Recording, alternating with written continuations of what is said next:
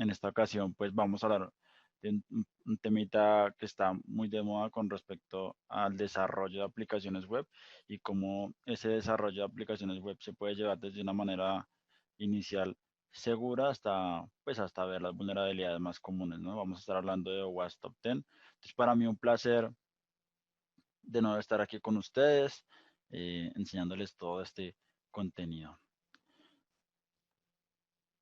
Listo, les voy a contar un poquito acerca de mí, como contaba ya Aleja, yo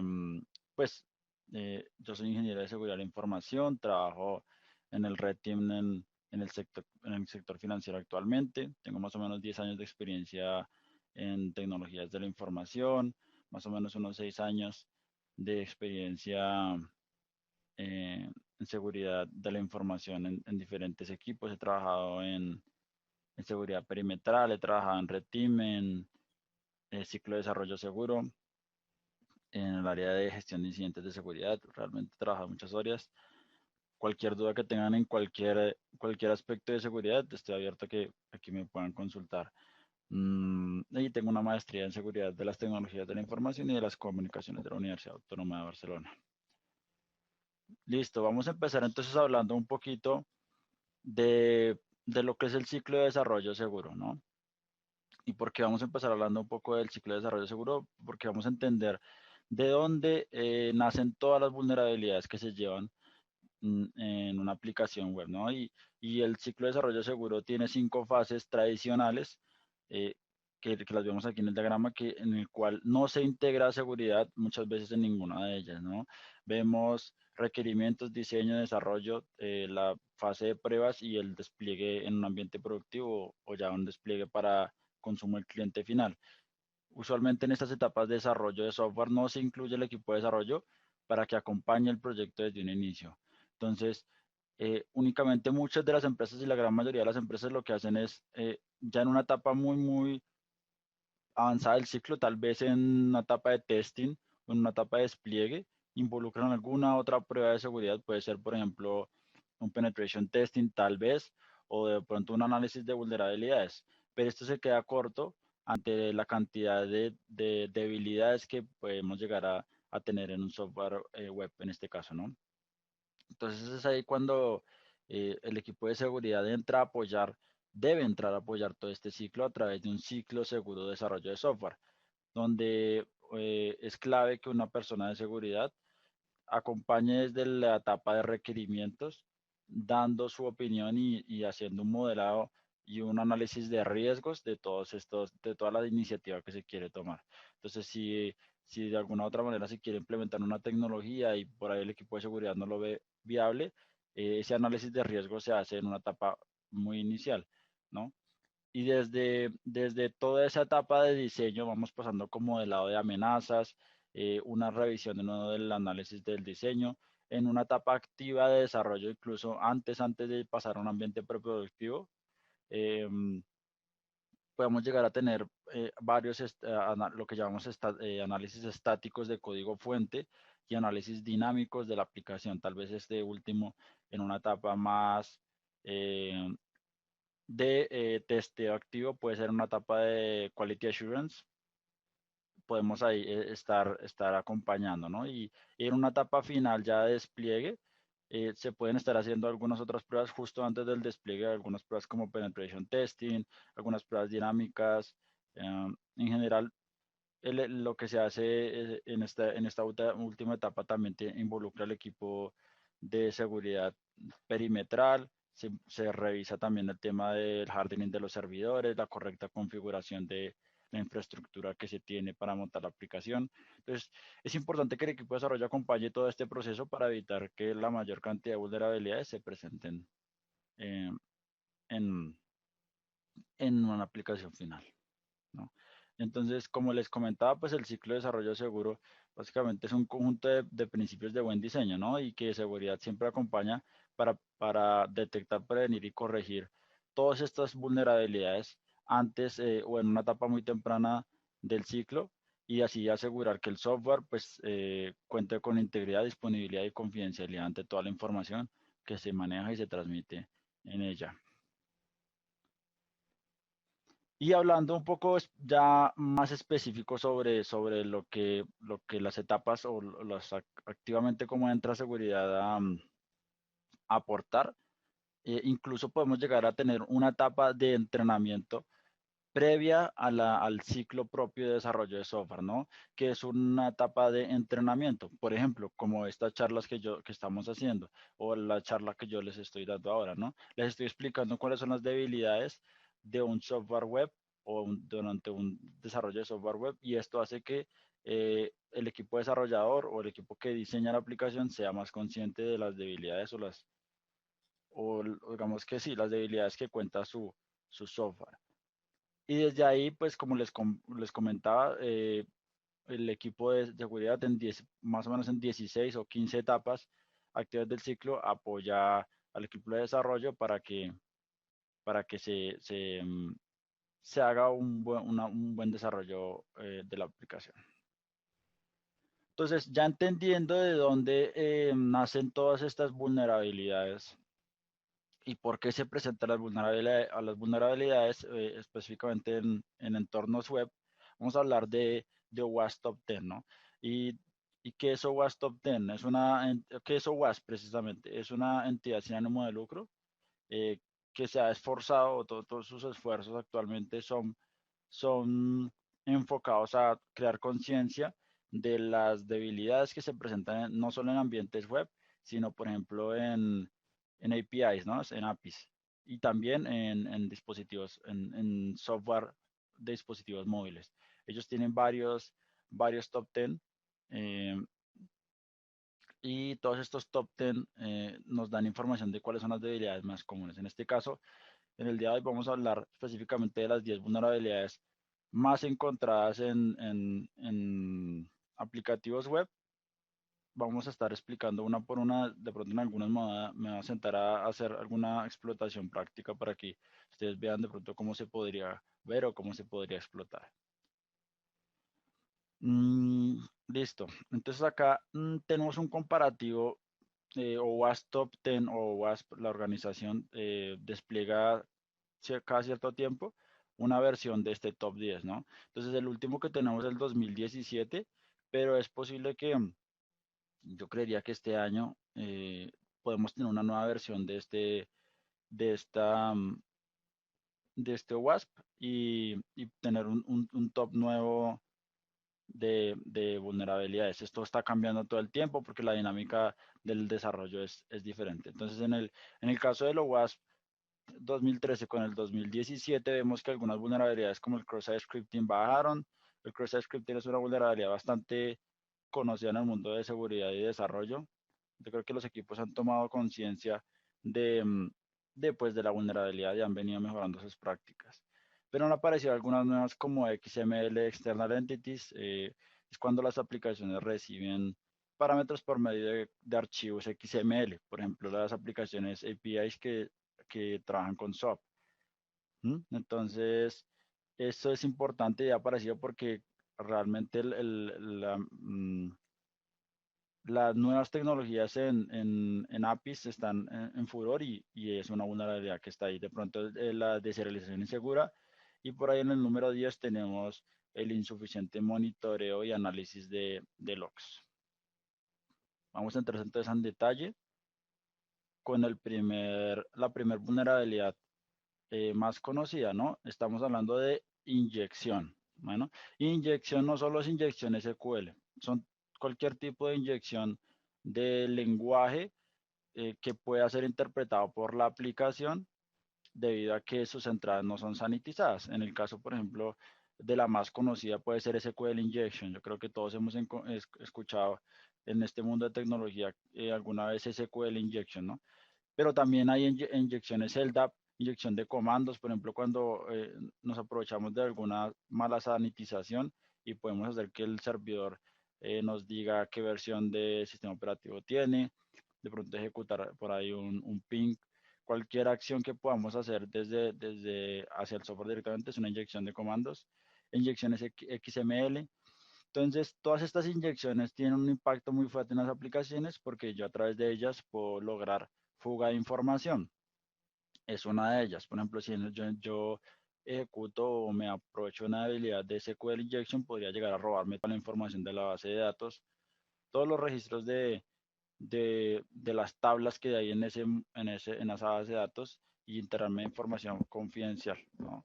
Por ahí usuarios, contraseñas, si están además alojadas en texto plano. ¿M? Y también puedo tener una pérdida de integridad de la información porque mi información puede estar modificada, puedo llegar a hacer una elevación de privilegios, es decir, cambiar de pronto la información y ponerme un rol de administrador, acceder a recursos en el backend, es decir, interpretación de comandos en el servidor, ¿no? Y esto porque sucede, usualmente pasa porque los datos de los usuarios no son sanitizados de una manera correcta.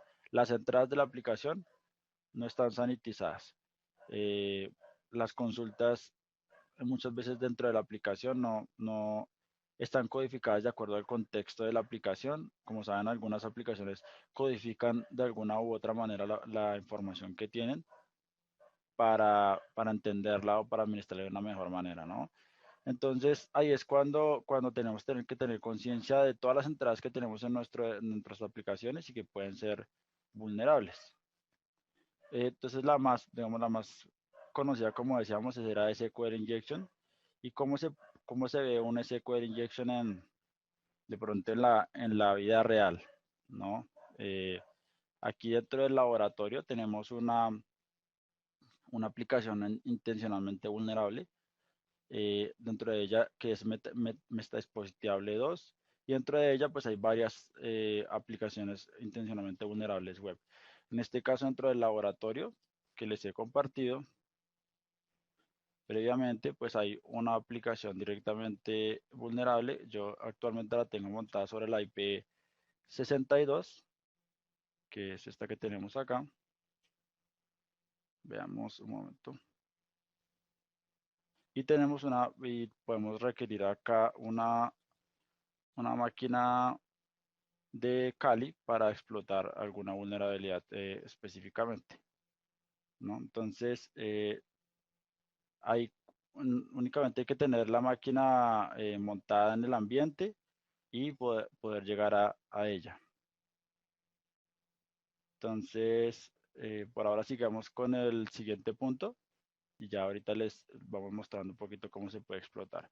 Entonces, en el segundo punto hablamos de pérdida de autenticación. ¿Y qué es pérdida de autenticación?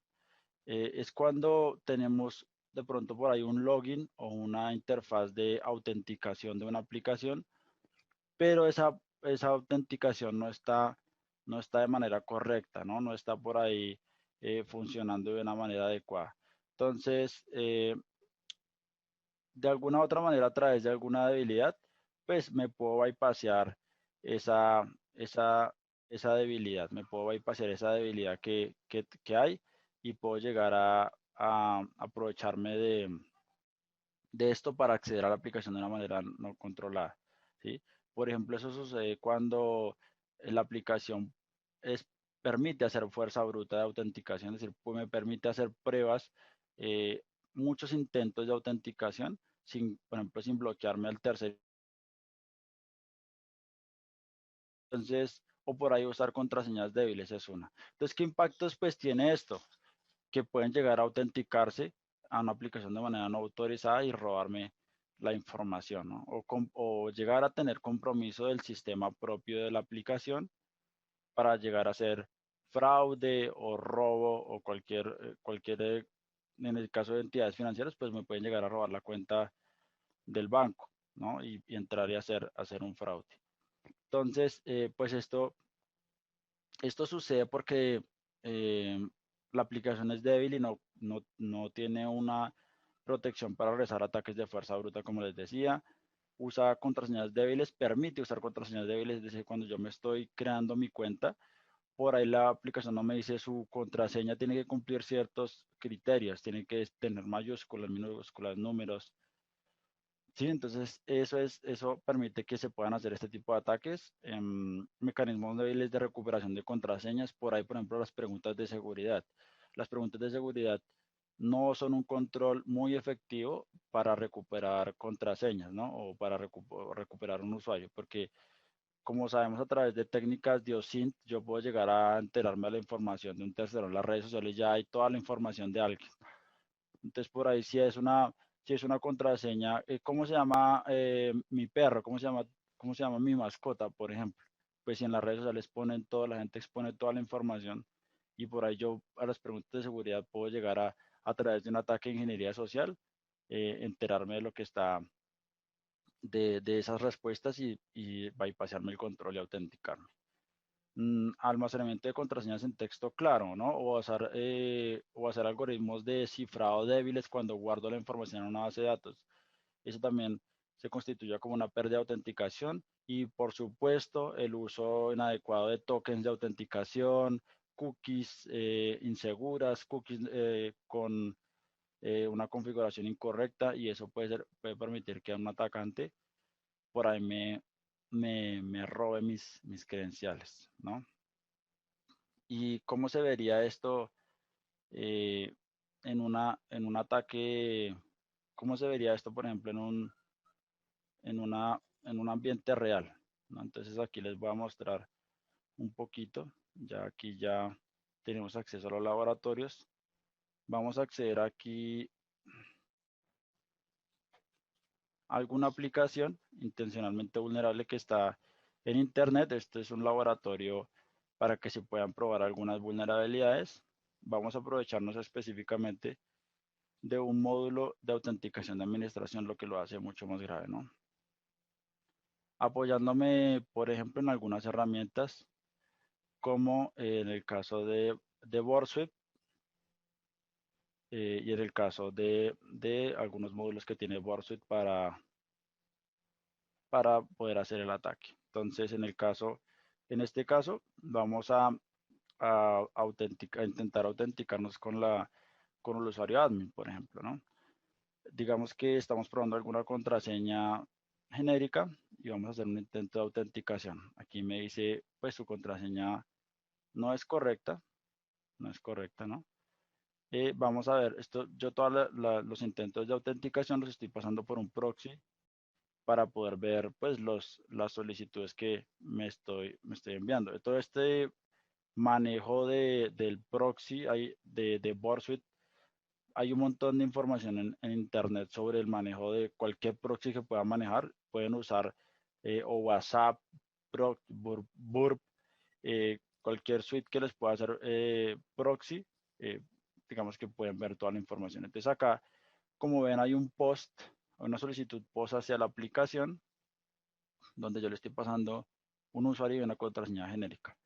A través de un módulo de la aplicación, lo que yo voy a hacer es tratar de hacer una fuerza bruta, ¿no? Entonces, ¿en qué voy a hacer una fuerza bruta? En la contraseña, ¿no? Entonces, por ahí lo que yo voy a hacer es ir rotando este valor, ir rotando este valor para ir intentando adivinar la contraseña.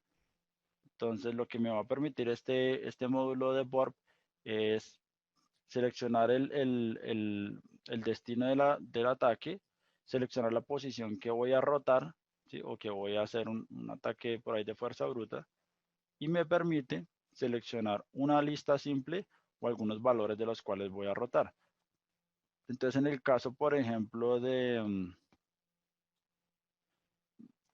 el caso de las contraseñas, en Internet se encuentra un montón de información de posibles diccionarios de contraseñas. Entonces, lo que en ese caso, pues hacemos es apoyarnos en todos estos diccionarios y, digamos, aquí tenemos un diccionario de 10 millones de passwords. Si la aplicación no controla de manera correcta los intentos de autenticación, pues yo voy a poder sin límite consumir ese recurso y ir rotando esas contraseñas, ¿no? Entonces esperemos que aquí el módulo me cargue el diccionario, por ser un poquito pesadito, puede tardarse algunos segundos. Aquí ya tenemos alguna lista de contraseñas débiles, como ven. Y yo aquí lo que voy a hacer es simplemente mandar el ataque. Lo que siempre recomiendo es que esto se haga pues en un ambiente controlado, ¿no? No es ilegal atacar a plataformas que no están específicamente diseñadas para esto. Entonces, aquí lo que intento empezar a hacer es enviar muchas solicitudes, como ven acá hay 450, 60, 70 intentos de autenticación a la aplicación con diferentes combinaciones de password, ¿no? Entonces aquí 1, 2, 3, QWERTY, vamos bajando, por lo que veo aquí, en la respuesta, pues siempre me está diciendo, la respuesta, vamos a ver qué tiene, username or password incorrect. Siempre que me está devolviendo la longitud 4600, puedo suponer que me está volviendo un error de username or password incorrecto. Si yo bajo, por ejemplo, en el ataque 43, que coincidencialmente funcionó, veo que tiene una respuesta diferente, una longitud de respuesta diferente, ante la contraseña 123456. Por el código de HTTP puedo suponer que hay una redirección hacia otro sitio, lo que puede entender que ya me dio una autenticación correcta. Entonces, a partir de acá, como ven, las longitudes son cortas, lo que puedo entender que de alguna manera ya surgió una redirección y ya me entregó un token válido para consumir esa sesión. Suponiendo que la aplicación, la contraseña para el usuario admin es 123456. Entonces, lo que vamos a hacer es que vamos a parar aquí el ataque y me voy a ir, por ejemplo, a probar pues la contraseña que eh, pude adivinar del usuario. Entonces aquí cuando me autentico, pues ya efectivamente, como ven, pues ya soy administrador.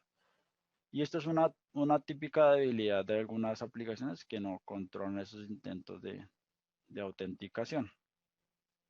Otra que les iba a mostrar previamente es la vulnerabilidad de SQL Injection. Entonces, esta aplicación de DBWA es otra aplicación intencionalmente vulnerable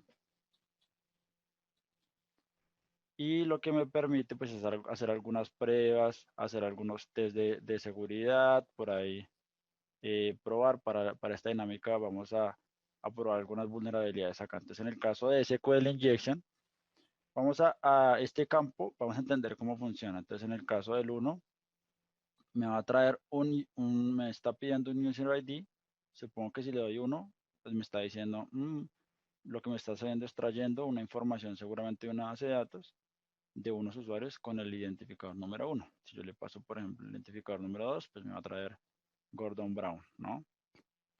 El 3, HackMe, el 4.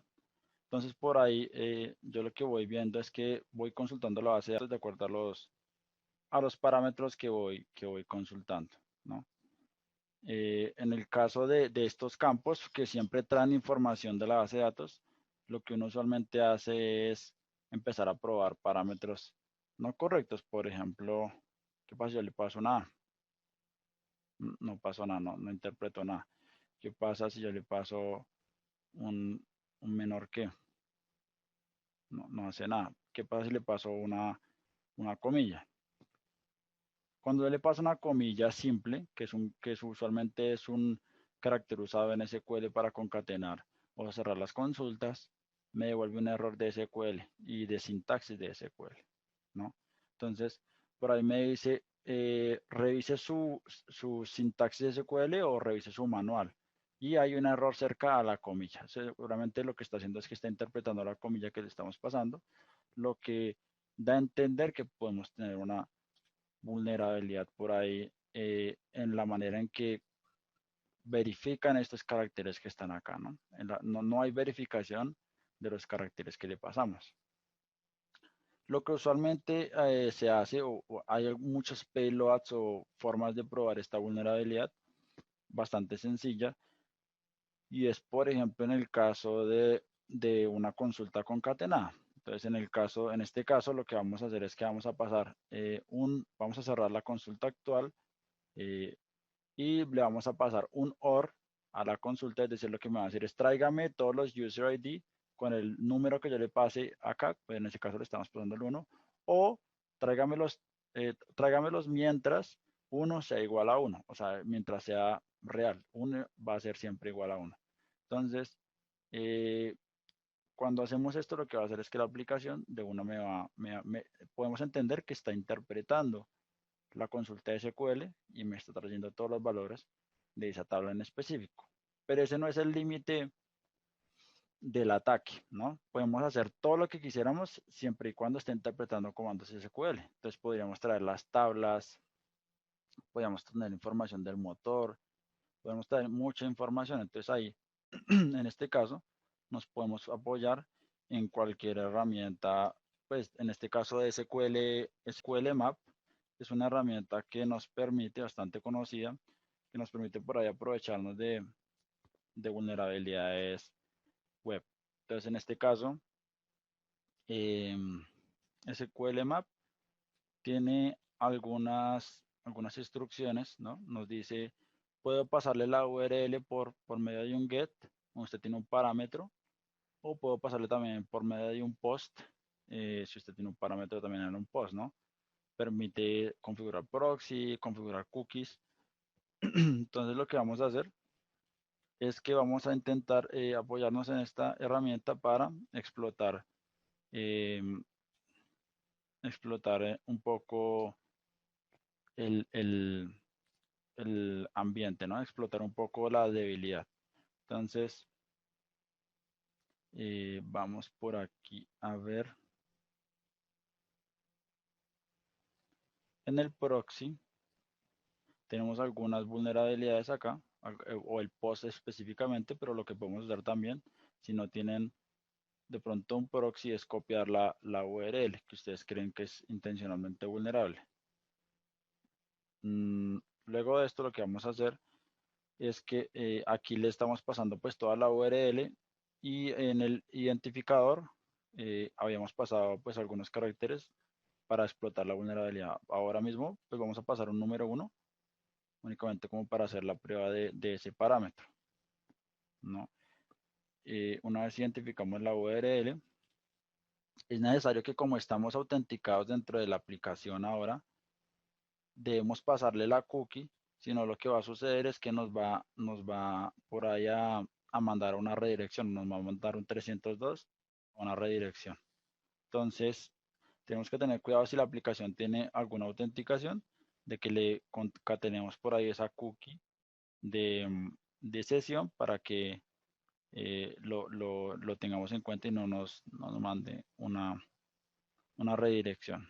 Entonces, en el caso de esta aplicación, tenemos una cookie por aquí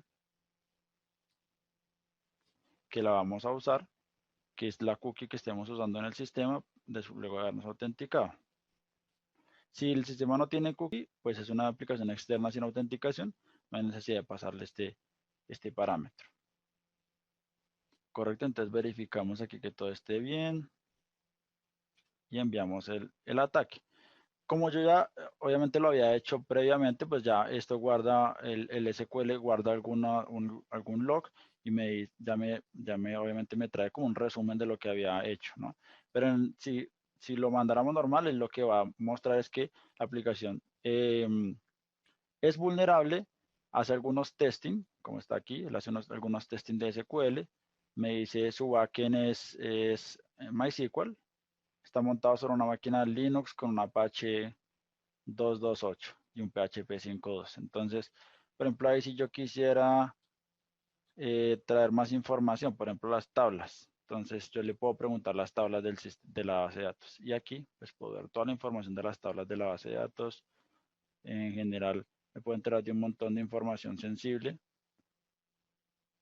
que, por ejemplo, mira, la base de datos TikiWiki tiene 194 tablas. Hay un montón de información que puedo llegar yo a robarme del sistema. Entonces así es como más o menos se podía explotar una vulnerabilidad de SQL injection.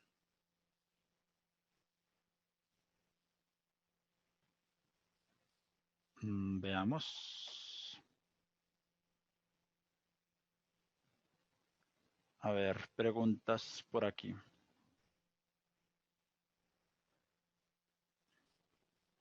Este requerimiento de seguridad desde el inicio lo puede dictar o supervisar el equipo de arquitectura de diseño de software. En su mayoría de software podríamos aplicar o guiarnos con estas vulnerabilidades.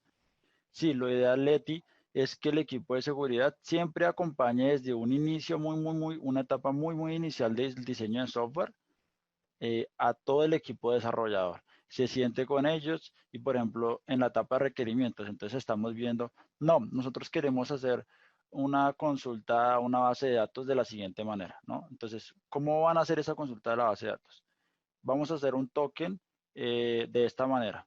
Ojo que el token, si lo van a transportar de esta manera o si lo van a alojar en el navegador, es inseguro. Tienen que ver cómo lo van a transportar. Si lo van a manejar por medio de un navegador, con qué banderas van a acompañar esa cookie. Entonces hay que tener cuidado y acompañar al equipo en todas las etapas de desarrollo para que no llevemos vulnerabilidades. En el caso de Jean Paul, las páginas creadas con WordPress son de alguna manera, de alguna forma vulnerables a Broken Authentication. Se podría decir que sí, aunque siempre y cuando no controlen de alguna manera esa autenticación, ¿no? Si yo puedo usar muchas veces intentar autenticarme o por ahí tienen un método de recuperar contraseña muy débil que me pregunta me hace un par de preguntas de seguridad bastante débiles o por ahí me permite probar muchas veces la contraseña o recuperar la contraseña.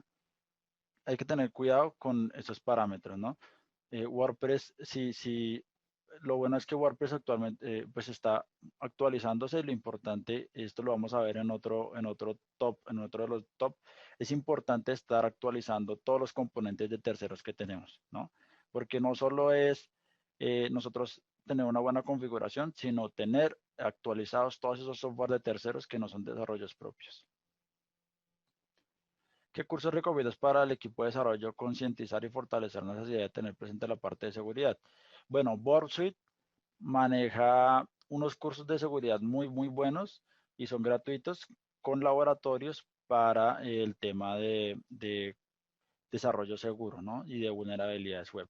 Entonces, yo ahorita al final de la sesión les comparto el enlace del curso y para que lo vayan viendo y se los compartan, ¿no? Pero sí hay muchos cursos, este es uno de ellos. OWASP también tiene mucha documentación de cómo funcionan las vulnerabilidades. Entonces, importante que compartamos esa información. Julián por aquí me dice, ¿me puedes aclarar la diferencia entre cross-scripting reflejado y almacenado? Claro, Julián Camilo, ahorita cuando lleguemos al top de cross-scripting reflejado y persistente, te lo muestro. Entonces ya retomando un poquito, llegamos al número 3, exposición de datos sensibles. Y esto sucede mucho porque las aplicaciones de alguna u otra manera eh, manejan información sensible y no se preocupan por transportarla o usar protocolos seguros para transportar esta información, ¿no? Eh, ¿Y qué impactos tiene esto? Pues que la información sensible que yo transporto o administro en la aplicación puede ser vulnerable o puede ser vulnerada y me la pueden robar, ¿no? Información PII, información financiera, información sensible para nosotros que no queremos que alguien más por ahí se entere, credenciales de autenticación.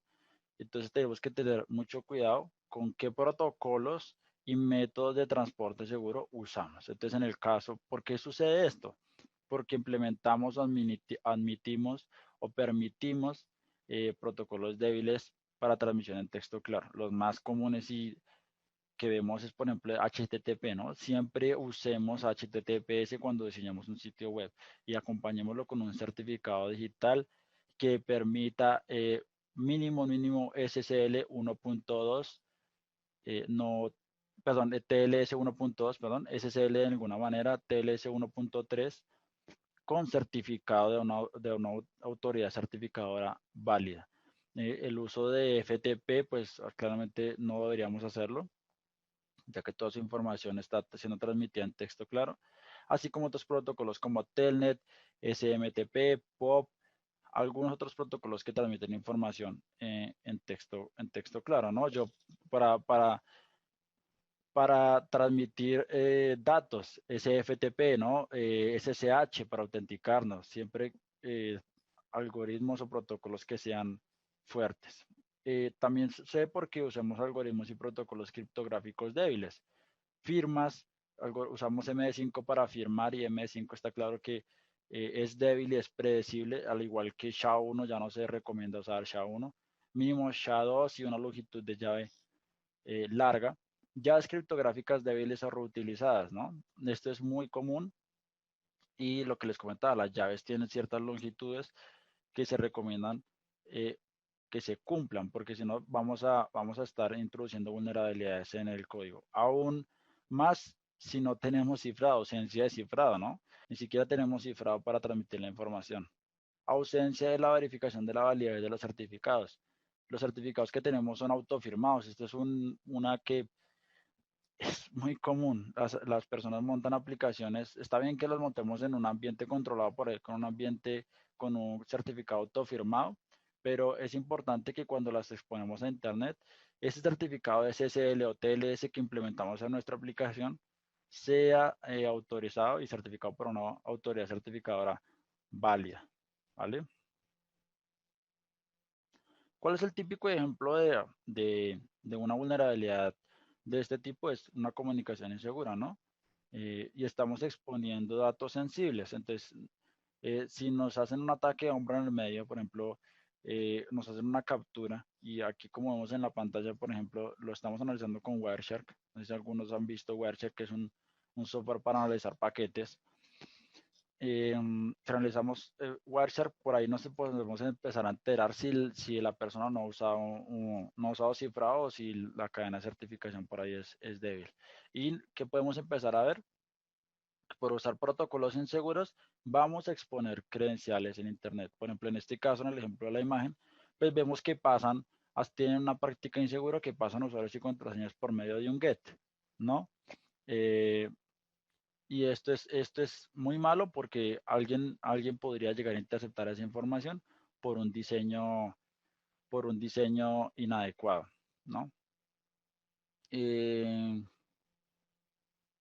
Dice Álvaro Miranda, ¿es recomendable usar certificados creados por nosotros mismos usando Windows Server?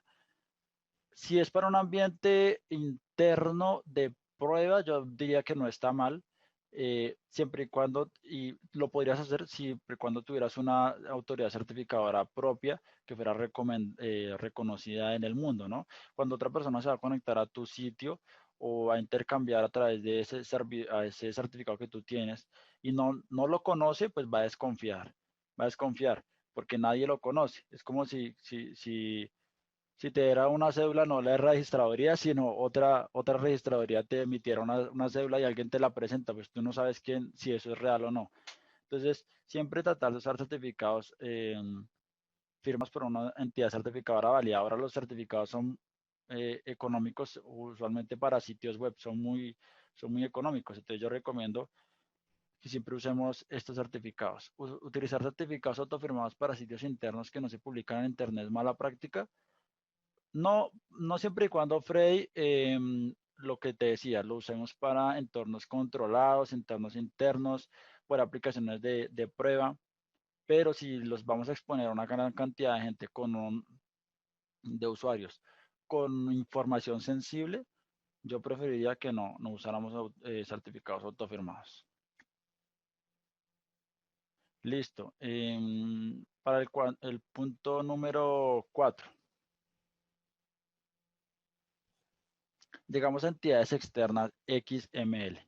No sé si muchos de ustedes han trabajado con archivos XML que tienen una estructura parecida a la que vemos acá abajo, con ciertas llaves, ¿no? Entonces, em, estas llaves tienen una información, pero también pueden usarse para eh, llamar algo que se llama entidades externas. ¿Y qué son entidades externas?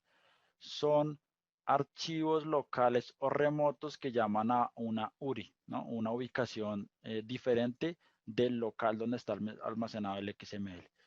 Entonces, un usuario malintencionado por ahí se puede aprovechar de esa estructura de XML para introducir lo que llamamos esas definiciones o entidades externas dentro del documento y hacer un ataque a la aplicación. Esto sucede en aplicaciones que reciben archivos XML o entradas XML. Por ejemplo, servicios APIs con SOAP. SOAP previo a versión 1.2, ¿no? Y no importa que usemos SOAP versión anterior a 1.2 siempre y cuando validemos las entradas o deshabilitemos algo que se llaman los Document Type Definition, ¿no? Los Document Type Definition en XML se usan para definir la estructura de un documento de XML. Entonces, si por ahí deshabilitamos de alguna manera esas entidades externas, estamos deshabilitando la posibilidad de que alguien nos pueda introducir un script externo que haga una acción para la cual la aplicación no está diseñada. Entonces, ¿qué puede suceder?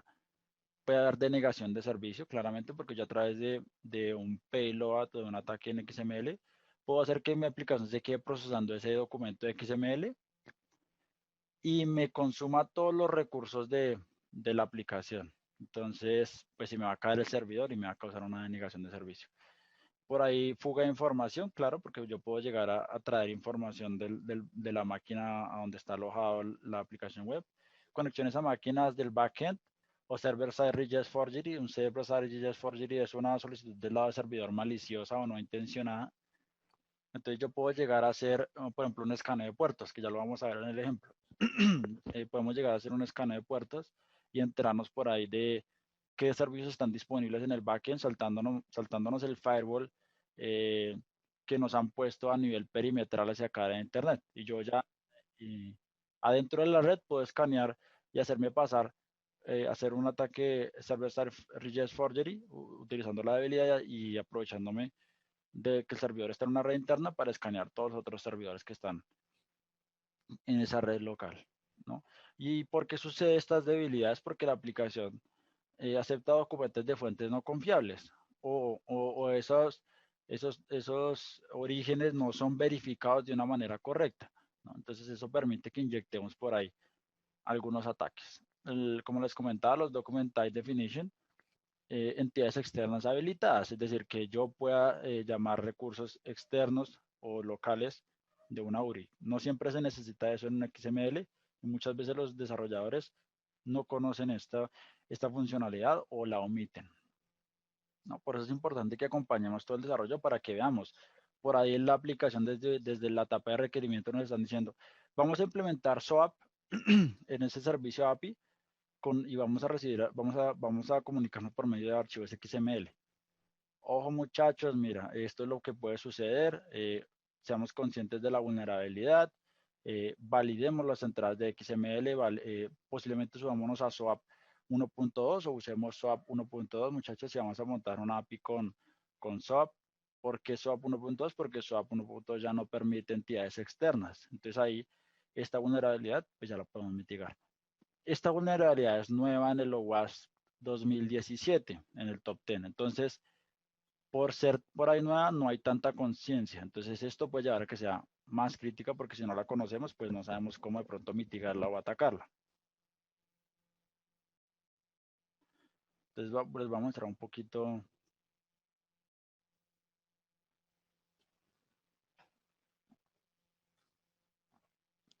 Un ejemplo, ¿no?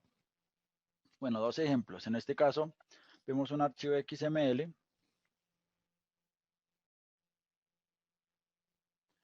Vemos un archivo XML que tiene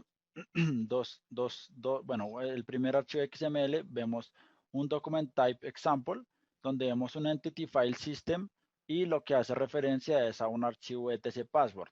Los que hemos trabajado por ahí con Linux, sabemos que en etc password se almacenan, por ejemplo, nombres de usuarios, hash de contraseñas, y toda la información que sea por ahí sensible. Entonces, que esté en ese archivo. Y eso pasa porque, como les comentaba, podemos hacer referencia a archivos del sistema. Esto no debería pasar si la aplicación lo que quiere recibir es datos. ¿Para qué va a hacer referencia a un archivo del sistema, no? Entonces, tenemos que tener cuidado de cómo revisamos esas entidades externas que pasamos a través de archivos XML, ¿no? Y el document type definition aquí lo que hace es declarar pues un archivo llamado file, el cual va a ser llamado a través de esta ruta, ¿no? Y acceder a credenciales, pues no tanto a credenciales, sino más bien a usuarios o a datos del sistema. Podemos por ahí conocer nombres de usuarios, cómo se llama el root, está habilitado, ¿sí? Por ahí diferentes datos del sistema Linux. En el caso del segundo ejemplo, vemos un ejemplo en el cual hacemos un server-side request forgery, una solicitud del lado del servidor no intencionada, en el cual yo lo que hago es nuevamente a través del file, de la entidad file, lo que estoy haciendo es hacer un escaneo de puertos, porque yo lo que estoy haciendo es mandando una solicitud de HTTP a esta dirección con este puerto. Cuando yo adjunto o mando este documento, la aplicación me va a responder de una manera u otra si el puerto está abierto. Yo ahí ya puedo hacer un escaneo de puertos internamente. Puedo concatenar un ataque o un escaneo de puertos, lo que me puede dar más información para aprovecharme del sistema.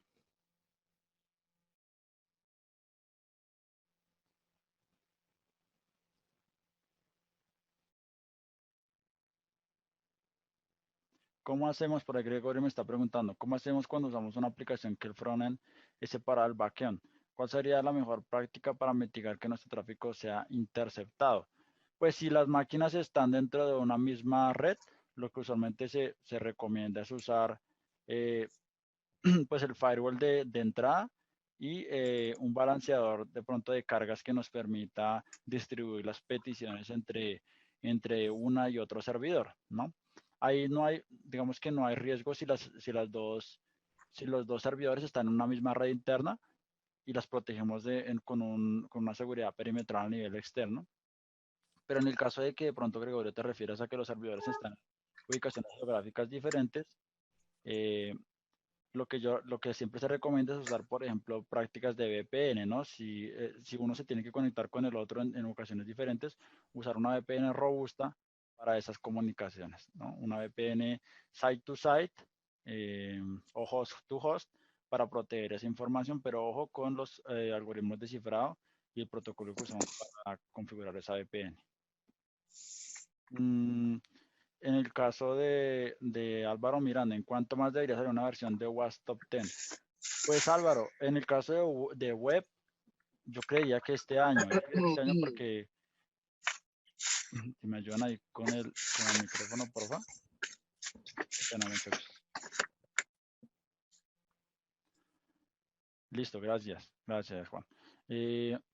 Entonces, ¿cuánto diría? Yo pienso que este año es muy probable que salga una nueva versión de WASP Top 10, porque más o menos están saliendo cada 5 años, ¿no? Entonces, si contamos de 2017, yo pensaría que 2021 es una buena fecha o incluso 2022, ¿vale? Listo. Vamos a hablar entonces un poquito de pérdida de control de acceso, el número 5. Eh, ¿Qué es pérdida de control de acceso? Es cuando, a pesar de que yo tengo un sistema de autenticación fuerte, ¿sí? Eh, que no es control de acceso débil, sino pérdida del control de acceso, yo me autentico como con un rol. Por ejemplo, soy usuario gestor, pero no soy administrador. De alguna manera yo puedo bypassarme los controles o saltarme los controles y llegar a ser administrador por una debilidad del sistema, de una debilidad del sistema web, ¿no? Entonces, eh, por ejemplo, si existe, para darles un ejemplo y contextualizarlos, si existe una URL que dice de un software contable que dice gestionar facturas, ¿no? Y el usuario, el gestionador de las facturas, eh, está verificando las facturas en ese módulo, pero de pronto esa persona que gestiona las facturas no tiene acceso al módulo de administrador. Y existe un slash eliminar usuarios para el usuario administrador. ¿Qué pasa? Yo digito eliminar usuarios. La aplicación debería decirme, me debería darme una redirección o debería decirme no está permitido el acceso. Si yo no tengo controlado eso, yo puedo llegar a hacer un escalamiento de privilegios o una elevación de privilegios y llegar a hacer funciones de un administrador para el cual no está permitido, ¿no? Entonces, ese es un ejemplo típico de debilidades de control de acceso en una aplicación web. ¿Y qué impactos tiene? Pues acceso no autorizado a información del sistema, modificación o destrucción de datos. Por supuesto, pues yo puedo llegar a modificar datos para el rol que tengo, no está permitido, y ejecutar tareas por fuera de los límites del usuario, ¿no? Lo que les comentaba, crear usuarios, eliminar usuarios, convertir usuarios en administrador, eso es, por decirlo así, es un ejemplo típico, pero también también puedo llegar a hacer otros ataques, ¿no? Robar información, modificar información. Entonces, pues esto es muy crítico siempre y cuando no controlemos esos roles de manera adecuada. ¿Qué causas suceden cuando tenemos esta vulnerabilidad? Pues posibilidad de sobrepasar los controles por medio de la modificación de una URL, lo que les comentaba. Slash admin, slash eliminar usuarios, un post por ahí a un endpoint para eliminar usuarios, ¿no? Esto es muy típico y porque no se tiene un control correcto de esto. Posibilidad de modificar parámetros que permiten registros de otras cuentas, eliminar usuarios, eh, controlar usuarios, gestionar usuarios. Posibilidad de elevación de privilegios, lo que les comentaba, yo puedo llegar a convertirme en administrador por medio de una URL, slash admin, ¿sí? Cualquiera de estas elevaciones de privilegios. O incluso, no solo un escalamiento de privilegios, sino una pérdida de control de acceso, es que yo a través de URLs expuestos en Internet, como está en este ejemplo, puedo llegar a enterarme de información sensible. Por ejemplo, si no controlamos bien la información que está en el robots y no la tenemos bien configurada, por ahí podemos llegar a ver, por ejemplo, información del sistema. Carpetas, WP admin. Para los que hemos administrado pronto WordPress, sabemos que la carpeta WP admin es una de las carpetas típicas de una instalación de WordPress, ¿no? Ya nos está diciendo que es un WordPress, ¿no? Tal vez ese WordPress está desactualizado, que lo vamos a ver en otro punto de lo WASP 10. Entonces, si por ese WordPress está desactualizado, ya me da más información a mí. Pero no solo es eso. Si yo puedo llegar a entrar, por ejemplo, a la carpeta WP Includes, ¿sí? Y en el WP Includes hay un montón de código fuente de la aplicación. O tal vez registros alojados de manera insegura y ya estamos haciendo un information disclosure ahí de la aplicación. Entonces, mucho cuidado con cómo exponemos y qué información exponemos en Internet de manera no controlada y estamos incurriendo en pérdida de control de acceso.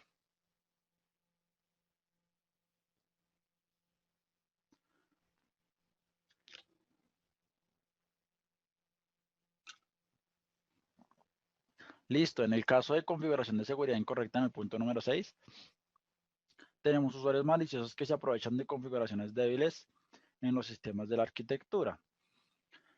¿Qué es configuraciones débiles o configuraciones incorrectas? Montamos nuestra aplicación en un servidor, ¿no? Ese servidor por ahí eh, está configurado por defecto. Está configurado por defecto. Entonces vemos que tiene contraseñas por defecto, tiene paths o por ejemplo servicios que no necesita la aplicación web. Por ahí un FTP expuesto, un SMTP, un servidor de correos expuesto. Esto se ve un montón, se les digo yo porque en las pruebas de seguridad que estamos haciendo todo el tiempo, no solo en consultoría externa, que es donde más vemos esto, sucede este tipo de vulnerabilidades, ¿no? Entonces es porque tal vez estamos haciendo una buena gestión de la aplicación, pero por ahí la infraestructura que estamos usando no tiene una configuración correcta. Y no solo esto en la infraestructura, sino por ejemplo, eh, vamos por ahí eh, exponiendo errores que pueda dar información al atacante. Entonces, por ejemplo, en la imagen de abajo, en la imagen que está bajito que les puse, si yo por ahí le intento hacer algún ataque, la aplicación se me rompe y me muestra información del sistema, ¿no? Y esto es grave porque me está dando más información para que yo pueda atacar. ¿Qué impactos tiene? Compromiso del sistema, acceso no autorizado a funciones o a otros, para otros servicios que estén expuestos. Esto pasa porque no se hace un hardening adecuado. ¿Qué es un hardening? Una configuración de seguridad que se le hace a los servidores, usualmente debería ir incluido en una etapa de ciclo de desarrollo seguro, en la etapa de que hardenizamos o verificamos todos los componentes de terceros. Entonces, características innecesarias instaladas por ahí, credenciales por defecto, esto es gravísimo y sucede mucho. Incorrecto manejo de errores, como les mostraba en la parte de abajo, funcionalidades que no necesitamos en el framework. Muchas veces, a veces los frameworks, por ejemplo, Spring Boot tiene ahora, tiene algunas slash health, slash tal cosa, y eso tiene mucha información del servidor, y si no protegemos información, es información sensible, ¿no? Cabeceras de seguridad, por ahí Content Security Policy, Strict Transport Security, Explain Options, todas estas cabeceras de seguridad que deberíamos tener en nuestras aplicaciones web. ¿Y esto cómo se ve típico en un ataque? Si yo le paso un carácter nulo en cualquiera, en un ejemplo, por ejemplo, yo le paso aquí un ataque de carácter nulo, la aplicación se me rompe y, por ejemplo, aquí en este caso me muestra que la aplicación está montada en var www.dbwa vulnerabilities, ¿no? Y ya me dice el path, lo que yo entiendo que esto está montado en un sistema Linux, posiblemente, ¿no? Entonces ahí ya me empieza a dar mucha información de dónde se está rompiendo, cómo se está rompiendo y no es una configuración adecuada. Deberíamos manejar estos errores, que la aplicación diga esto, ubicación no encontrada, un 404, un error personalizado que no me dé más información, ¿no? Esto también, por ejemplo, sucede, eh, vamos a verlo aquí en el BORP, por ejemplo, cuando en una respuesta damos este tipo de información, la respuesta del servidor de Apache, ¿no? Aquí me está diciendo Apache 228 en un Ubuntu con PHP 5.2, ¿no? Tenemos que controlar toda esta información que le damos al atacante en la respuesta, si no se necesita para qué se la damos, ¿no? Si esto puede ser usado para otro ataque. Y ya les voy a explicar por qué. Voy a guardar esta información de Apache 228 y ya lo voy a explicar, les voy a explicar por qué. Entonces llegamos al punto 7, cross-site scripting. Esta vulnerabilidad es muy común.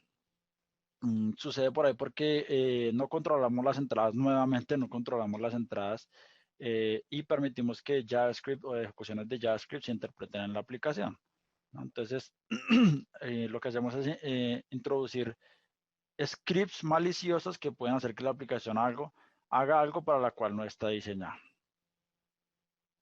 Entonces, eh, ¿qué sucede? ¿Qué impactos tiene? Se ejecuta código en el navegador de la víctima, haciendo que se roben cookies, datos, robo de credenciales, secuestro de decisiones, porque yo puedo ver la cookie del usuario al que estoy atacando, ¿no?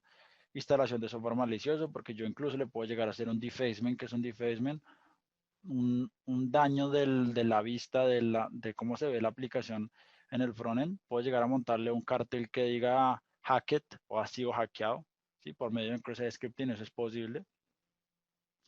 Entonces es muy importante que validemos esas entradas, ¿no? Que validemos cómo estamos sanitizando los caracteres especiales, las comillas, los entes de scripts, para que vamos a recibir un mayor que o un menor que o una comilla siempre en una entrada de texto donde le estamos pidiendo el nombre del usuario, ¿no?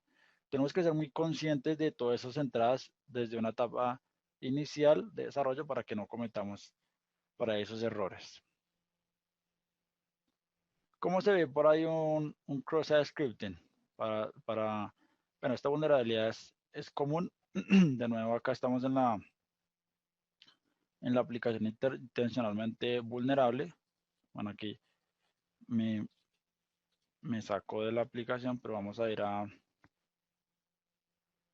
cross-site scripting reflejado, ¿no? Entonces, ahí respondiendo un poquito a la pregunta, creo que alguien me hizo una pregunta del cross-site scripting reflejado y persistente. ¿Cuál es la diferencia? Eh, el reflejado es el cual yo introduzco el script de esta manera y la aplicación de una vez me devuelve la respuesta. Inmediatamente me da la respuesta y no se aloja ese código en la aplicación, simplemente se interpreta y me muestra la respuesta.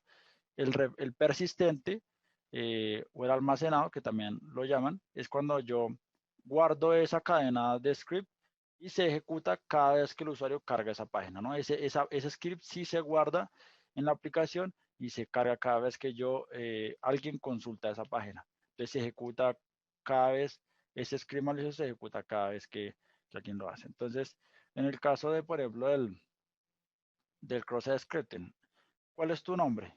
Me está preguntando. Entonces yo aquí le pongo un triple A y me dice, me está mostrando. Lo que entiendo es que me está mostrando los valores que pongo acá abajo. Entonces, ¿qué pasa si le paso, por ejemplo, una llave? Lo que es que parece que me la está interpretando. Yo puedo decir que lo está cogiendo acá y lo está imprimiendo. ¿Para qué voy a imprimir en un nombre este número, este carácter, ¿no? Entonces, por ahí le entra uno la malicia y intenta uno hacer este tipo de cosas, ¿no? ¿Qué pasa si yo, perdón, qué pasa si yo paso un script? ¿Mm? Aparte de que se eliminó una parte de la aplicación de abajo, de la parte visual, no me imprimió el script. Lo que estoy entendiendo es que por ahí ese script me lo está interpretando, ese tag de script me lo está interpretando. Entonces, vamos a hacer algo muy sencillo. Vamos a imprimir en pantalla Cyber Bootcamp por ahí y vamos a ver cómo, pues, qué es lo que pasa cuando se interpreta. Entonces, lo que va a hacer es que me va a mostrar aquí un mensajito, creo que lo escribí mal, a ver, veamos. Sí. Y me va a mostrar un mensajito que dice Cyber Bootcamp, ¿no? Se me está interpretando el script en la aplicación y me está mostrando un mensaje sencillo. ¿Qué podría yo llegar a hacer acá si, por ejemplo, llegar a robarme, por ejemplo, las cookies de sesión de un usuario?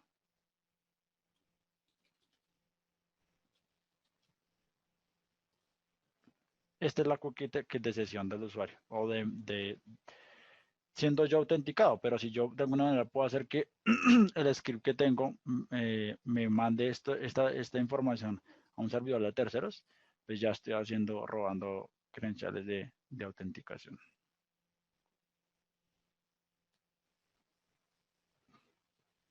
Listo.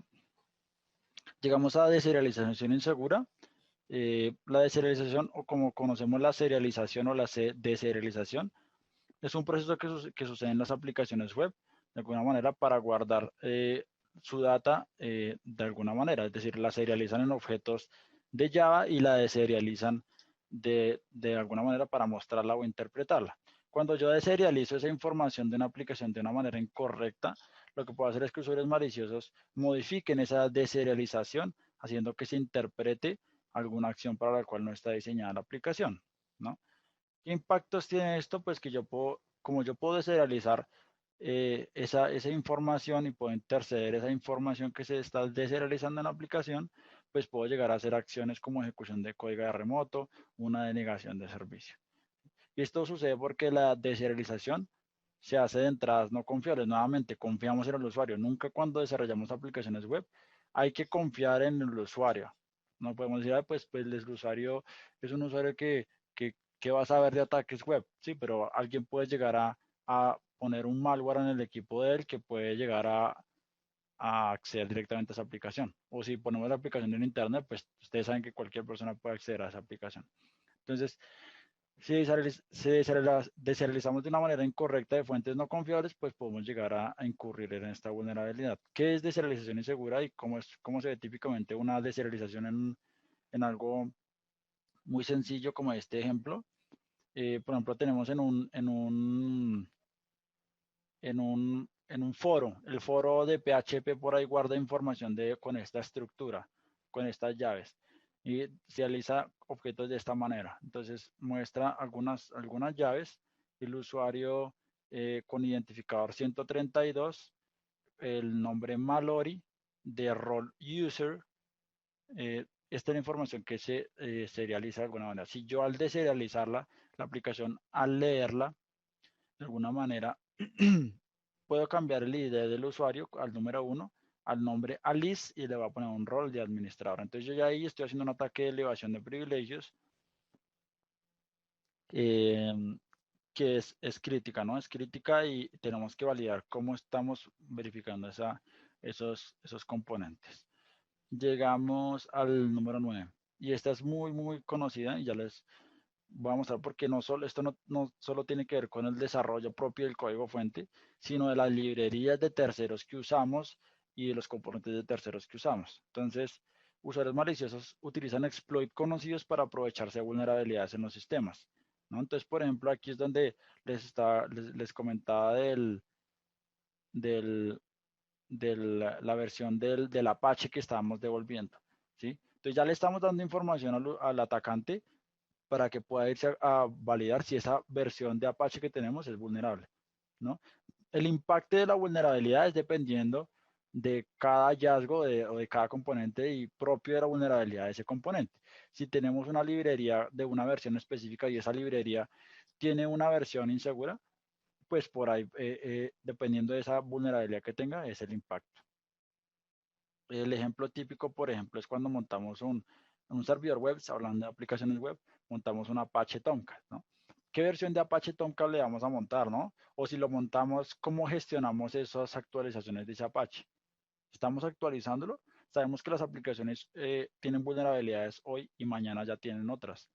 Entonces, ojo con las actualizaciones de los componentes de terceros. Esto también es importante, ¿sí? Tener actualizadas las librerías de nuestras aplicaciones, tener actualizado eh, los componentes de terceros de nuestras aplicaciones y acompañarlo con un escaneo regular de vulnerabilidades dentro del ciclo de desarrollo seguro y dentro de un sistema de gestión de seguridad de la información adecuado, ¿sí? Eh, y esto sucede porque usualmente desconocemos y ni siquiera verificamos que la versión que estamos implementando sea vulnerable a algún Common Vulnerabilities and Exposure, que es les voy a mostrar, es un portal donde se pueden ver, donde se enumeran, se ve específicamente, es un listado donde se enumeran las vulnerabilidades conocidas, entonces ni siquiera consultamos si eso tiene alguna vulnerabilidad, ¿no? Entonces, en el caso, por ejemplo, de lo que veíamos en la aplicación, vemos que tiene un Apache 228 y aquí ya le estamos dando información al atacante para que el atacante se vaya y busque Apache 228, es que es muy sencillo, Apache 228, voy a buscar CB, aquí me está diciendo, en la página CB Details, me está diciendo, el servidor HTTP Server en versión 228 tiene esta cantidad de vulnerabilidades, ¿no? Entonces, tenemos que ser conscientes, o bueno, las relacionadas a estas, no necesariamente tienen que ser esas, sino entre un rango, por ejemplo, entre la 244 y la 228 puede tener esta vulnerabilidad. Entonces, tenemos que ser conscientes de que ese software que estamos implementando puede tener vulnerabilidades que pueden ser aprovechadas y no necesariamente son en nuestro código fuente, sino son en, en componentes de terceros, ¿no? Entonces, tenemos que ser muy conscientes de esos componentes que implementamos en nuestra aplicación. Llegamos entonces, este es un típico error y lo que les mostraba, ¿no? Apache 247, Apache 228, Apache TAN. Nos están dando en las cabeceras un montón de información sensible para ir nosotros a buscar. Llegamos al número 10 y al último numeral y hablamos de registro y monitoreo insuficientes. Esta es una de las nuevas del OWASP Top 10. Y hace referencia a que tenemos un montón de aplicaciones las cuales no estamos monitoreando, ¿no? Esas aplicaciones usualmente son configurables para que nos generen logs, pero ni siquiera las configuramos. Entonces, no nos estamos dando cuenta de lo que está sucediendo con nuestra aplicación porque no tenemos configurados los registros y los logs de esas aplicaciones, ¿no? ¿Y qué impacto puede tener esto? Pues que no nos estamos dando cuenta de lo que está sucediendo en nuestros sistemas. Nos están haciendo una numeración de servicios, nos están haciendo un escaneo de vulnerabilidades en tiempo real y ni siquiera tenemos un sistema que nos alerte si alguien nos está escaneando. Puede llevar a impactos más altos porque nos están identificando vulnerabilidades en nuestra aplicación y no nos estamos enterando. Esto sucede por insuficiente monitoreo de eventos relacionados con logins. Ni siquiera sabemos si nos están haciendo una fuerza bruta porque en el log podríamos ver cuántas autenticaciones, intentos de autenticaciones hay y nos puede mostrar, por ejemplo, en un SIEM, si hay un ataque de fuerza bruta. Pero no nos enteramos. Alertas y errores no son claras o específicos. Generamos los logs, pero no sabemos qué hacer con los logs. No tenemos por ahí una, un registro o un entendimiento, una correcta configuración, una expresión regular que nos permita entender esos logs, ¿no? Logs no son monitoreados, tenemos logs, pero nadie los monitorea. Logs son almacenados de manera local. Esto es un grave error. Lo ideal es tener un servidor centralizado que nos permita centralizar esos logs y nos permita almacenarlos y de alguna manera versionarlos, ¿no? Porque en un incidente de seguridad o si queremos ver algún error que ha pasado, que ha sucedido, podemos ir a consultarlo. Resultados de ethical hacking y análisis de vulnerabilidades no son atendidos. Esto sucede porque pues, nos están atacando, nos están haciendo ataques y ni siquiera no sabemos si alguien nos está atacando, si somos nosotros mismos o es un tercero que está intentando vulnerar la aplicación. o simplemente que es algo peor, ni siquiera las aplicaciones están configuradas para que generen logs, ¿no? Entonces, tenemos que ser muy conscientes y lo que les decía, en un sistema de gestión de seguridad de la información, en el anexo A.12.4, como dice en el muñequito, se recomienda tener un sistema de logueo y de administración y de monitoreo en tiempo real de todos los sistemas que tenemos en nuestro entorno, ¿no? Y hasta ahí pues va el top 10. Eh, yo quiero acotar todo esto en algunas conclusiones bastante sencillas y es ciclo de desarrollo seguro de software, ¿no? Muchachos, acompañemos al equipo de desarrollo si somos desarrolladores, capacitémonos sobre estas vulnerabilidades, eh, hagamos un acompañamiento correcto, basémonos en un ciclo de desarrollo seguro que ya está documentado en Internet, ¿sí? Lo único que tenemos que hacer es acompañar al equipo desarrollador, ser conscientes de las debilidades que tenemos en nuestros sistemas, nunca es tarde para tratar de arreglarlo. Entonces, eh, yo eso es lo que lo recomiendo. Entonces, desde una etapa muy inicial, incluso antes de desarrollar el código, capacitemos a nuestros desarrolladores, capacitemos a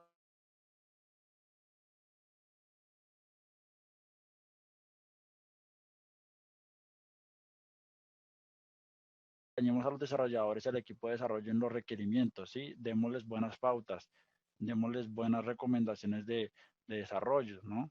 Pilas con estas versiones que estás usando. Mira, no uses SOAP 1.1 por entidades externas porque te pueden hacer una inyección XML, ¿no? Verifiquemos las entradas de SQL, de las consultas SQL, ¿no? Evaluemos los riesgos. Evaluemos los riesgos de todo el software como tal y de la arquitectura. Modelemos las amenazas. Hagamos escaneos de estáticos y dinámicos de nuestro software y de nuestra aplicación en un ambiente productivo, ¿no? Pruebas SAS-DAS, lo que conocemos como pruebas estáticas y dinámicas.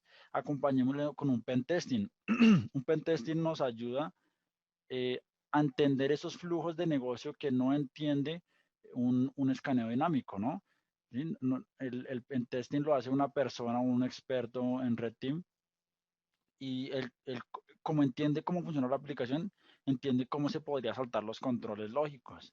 Esto no lo hace una análisis automatizado. Entonces, eh, estas pruebas, el SAS, que son pruebas de análisis de código estático, análisis de código fuente, nos dan las vulnerabilidades del código fuente.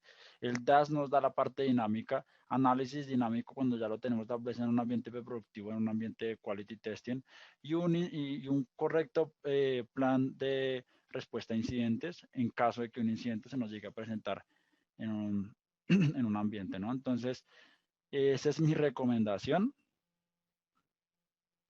para todos.